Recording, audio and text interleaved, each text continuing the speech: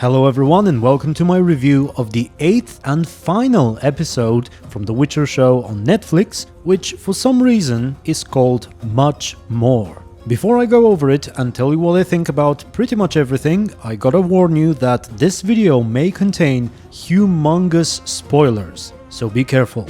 Alright, picking up from last episode, Geralt is still in Sintra, he thinks Ciri is dead, I think, and decides to return to Kaer Morhen. Come on, Roach.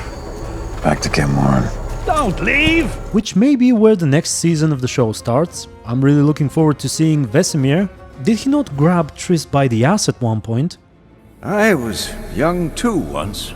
But let's not get ahead of ourselves. So then, Geralt meets the guy from the ending of the second book, and by the way, I like the way he keeps calling him Butcher. If I was a robber, I'd be taking their belongings, Butcher. Anyway, Geralt pretends like he doesn't care. I'm not better. Then he fights some necrophages and dies. We cut back to Ciri after reciting Ithleen's prophecy, and it turns out she's killed everyone and everything around her, and the woman who cannot pronounce Skellige properly finds her once more. Next up we have some upbeat music,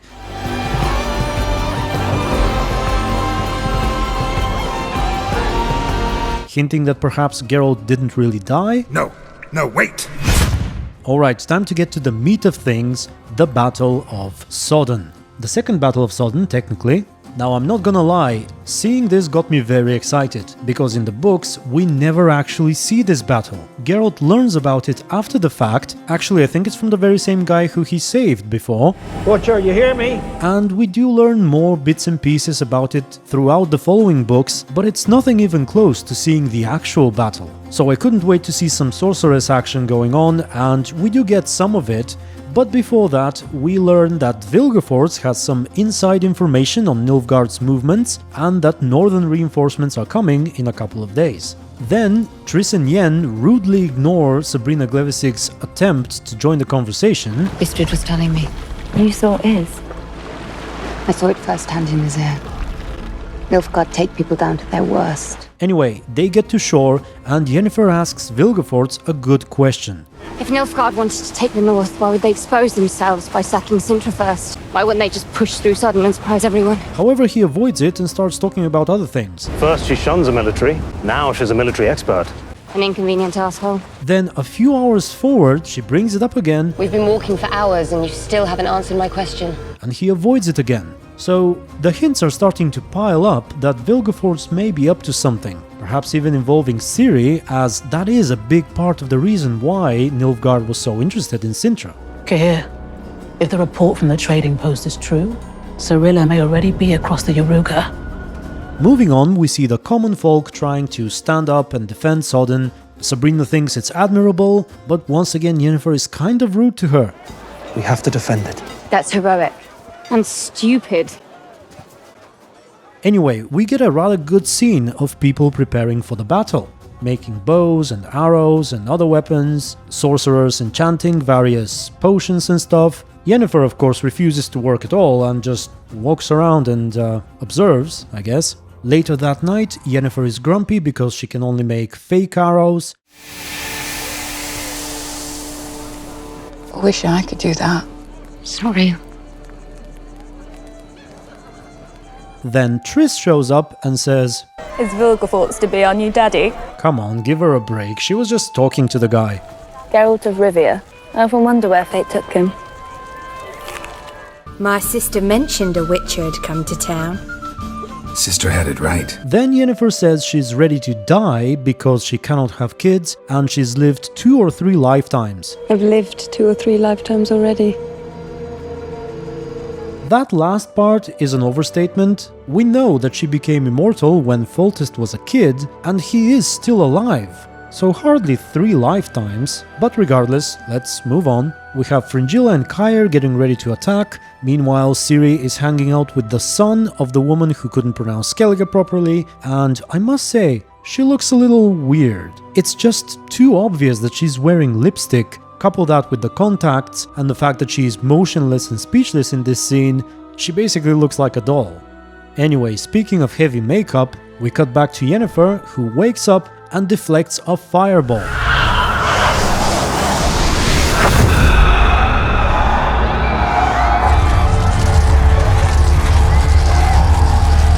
and we learn that these fireballs are actually produced through sacrificing mages on the other side.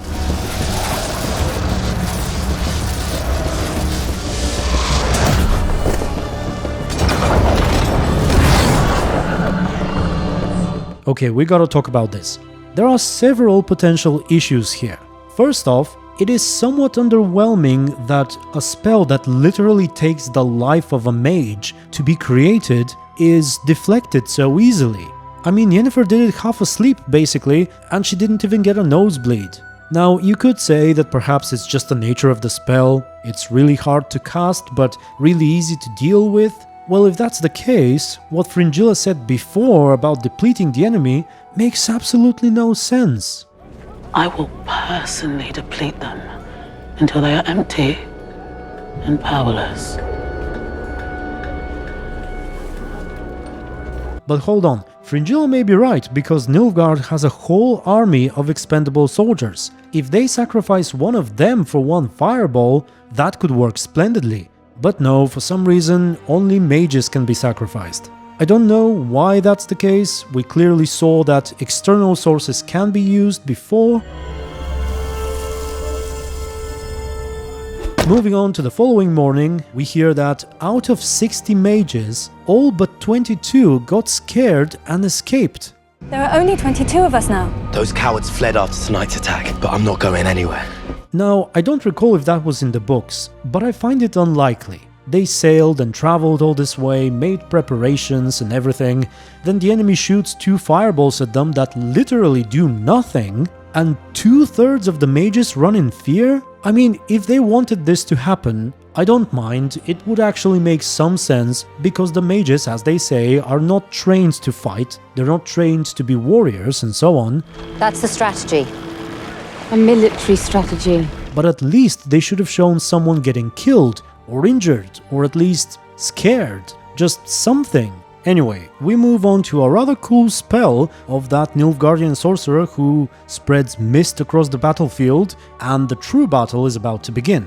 But first we cut back to Geralt traveling through the very same mist we saw the mage create. I don't like the look of this mist, Butcher. Now, in the books, this part with Geralt happens quite a while after the Battle of Sodden. We also see him dreaming of his childhood and his mother. He seems to be playing a knight, saving a princess, but he also does this hand gesture, and there's a sound effect that plays. Back, you beast! I'll kill you and take your treasure! You're not fair, princess! Are they implying that he's using magic as a child? They could be, especially since his mom is a sorceress. This line reminds me of Vesemir in the 3rd game, saying how, in order to keep going, you have to believe in something. We must live and let live. What's that mean? It's our code. Hey, Butcher! We have to cling to something. And we're back to Sodden. Let's do this! Yennefer is standing up high, and Triss spawns poisonous mushrooms in the forest. That's a more druidic thing to do than Ermion ever did in this show. And so we have dozens of people in handsome armor choking to death instead of being properly utilized as big fireballs. Coral too kills the same amount of people, except she needs no mushrooms, getting a bit of a nosebleed though. Now, I'm not a bow or sling expert, so I gotta ask you, is pull the right term to tell them to shoot? Now! Pull! And if you thought that Yennefer dual wielding is hard to believe, how about a bunch of regular villagers slinging small bottles at a reasonable distance, while another bunch of them are hitting these bottles in mid-air, precisely above the enemy, with arrows, and all that in perfect unison. I once again have to ask those of you, if there are any, who practice archery, is that even possible? To be able to hit such a small object that is moving at a decent speed and is at a reasonable distance from you, and to do it reliably. Anyway, next up, Vilgefortz fights Kair. And who the hell knows what's going on here? So, Vilgefortz is a bad guy. The main villain of the story, actually. Well, that's a little debatable from Ciri's perspective. I think Leo Bonnard is probably a better antagonist for Ciri. But anyway, not only is Vilgefortz a villain, he is also incredibly powerful. Some would even say overpowered, because he completely destroys Geralt in a 1v1 fight similar to this one. So the first question is, why can't he beat Cair? I suppose it's impossible to say. We know that eventually Vilgefortz will be after Ciri as his ultimate goal. But we don't know how much he knows of her at this point. I'm fairly certain that he wasn't trying to help Nilfgaard in this battle in the books, although he was secretly working with them and supporting them in some ways, most notably that business on Thanedd later on, so who knows how the show will spin his story eventually. We may even find out that he was actually in league with Cair during the battle, and this whole fight was just a show. No pun intended. Also, let's not forget that Yennefer is basically observing him, and perhaps he's hiding his true power and intentions from her as well. What do you want? To get to the center of it all.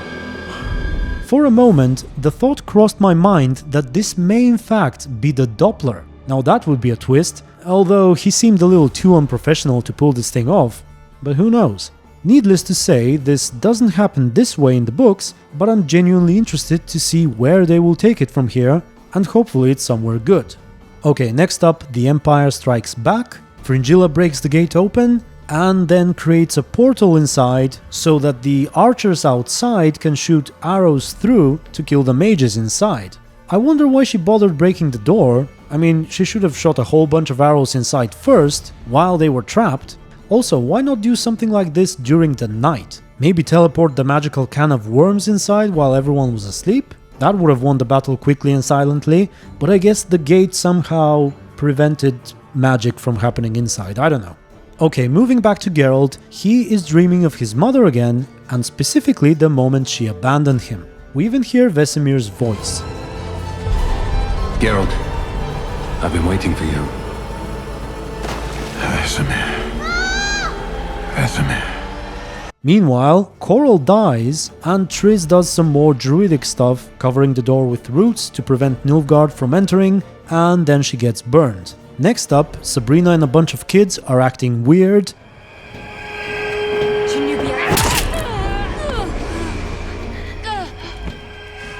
I suppose she had it coming for being rude to her earlier, and then boom! See, they explode on impact. There was no need for the arrows at all. Anyway, Yennefer does her superhero landing and survives. Sabrina lands on her chest and rightfully survives as well. We cut to Vilgefortz then, revealing his true colors, and I'm not sure about that. I fear they may have done it a little too soon.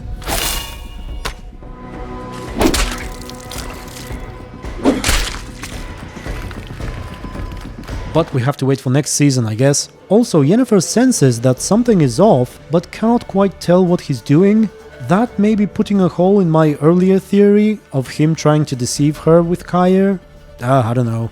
Oh, and I almost forgot, we have the scene where Tissaia meets Fringilla in the woods and tries to reason with her. At that point, it's revealed that it was actually Fringilla who sank the whole fleet from Skellige that was on its way to support Sintra in the battle against Nilfgaard. She then throws Dimeritium in Tissaia's face to neutralize her.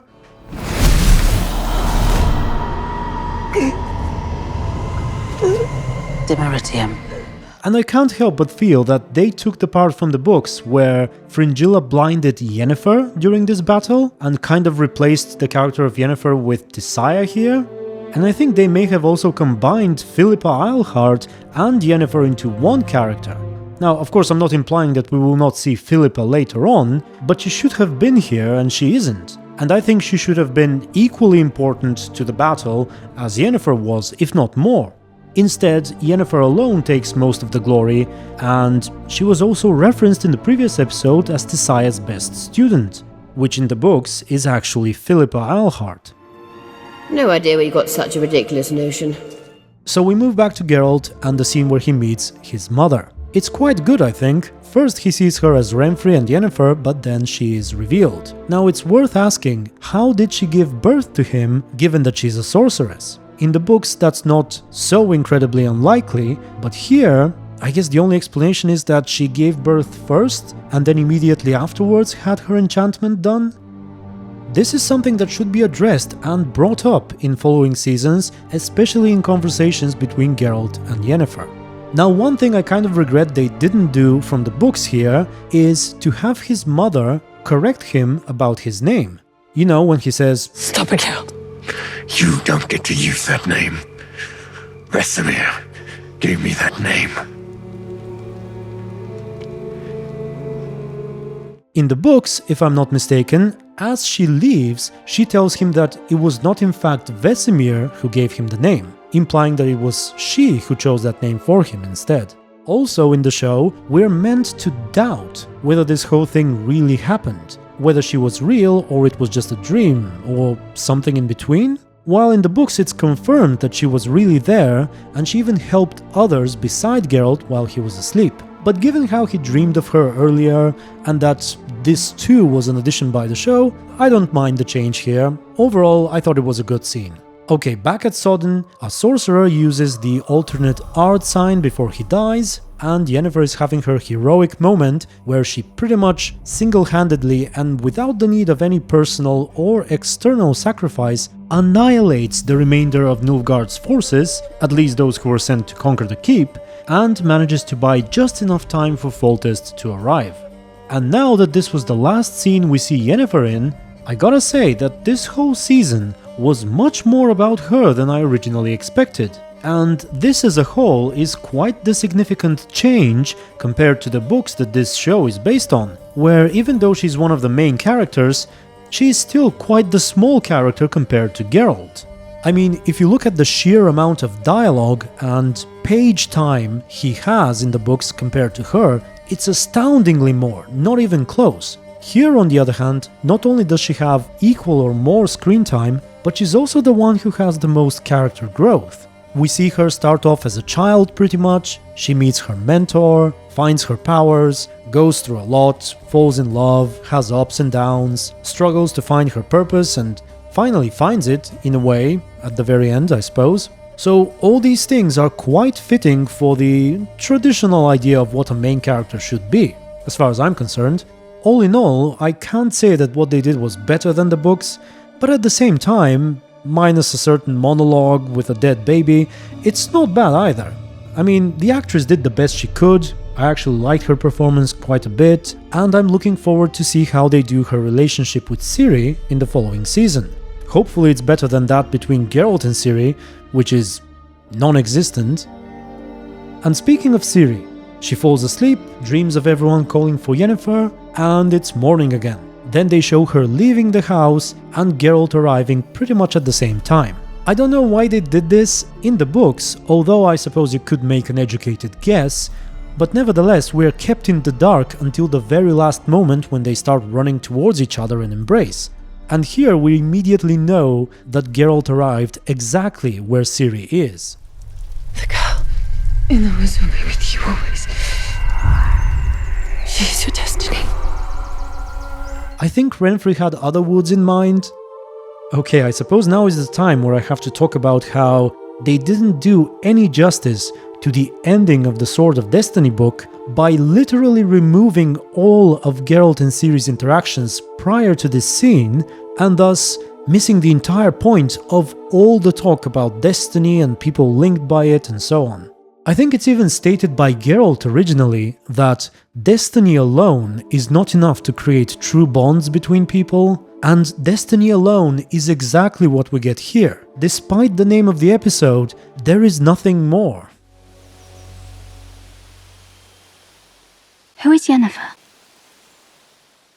But you know what? Forgive me, but I must do it in a separate video. I want to focus on it and talk about it at length. I've already talked about so much else here that I prefer we discuss those things in the comments instead and focus specifically on what is probably my main issue with the show in another video. Also, I don't want to flood the ending of these reviews with too much negativity because overall, I did like the show. And besides, I'm kind of tired already, to be honest. Running out of chaos, so to speak. You know, my nose is beginning to bleed, my hands are starting to wither, my face is shrinking, flowers are dying in the house, and I can't get my sword out, so I'll end this one here and make a separate one talking exclusively about why I think they should have done something other than what they chose to do with Geralt and Ciri in the show. So, tell me what you thought of this last episode and about everything I commented on. Thank you very much for watching this video and the whole review series. Once again, if you've missed any of the previous ones, check the link in the description. Finally, I wish to thank you for your support, and until the next video, stay tuned and be good.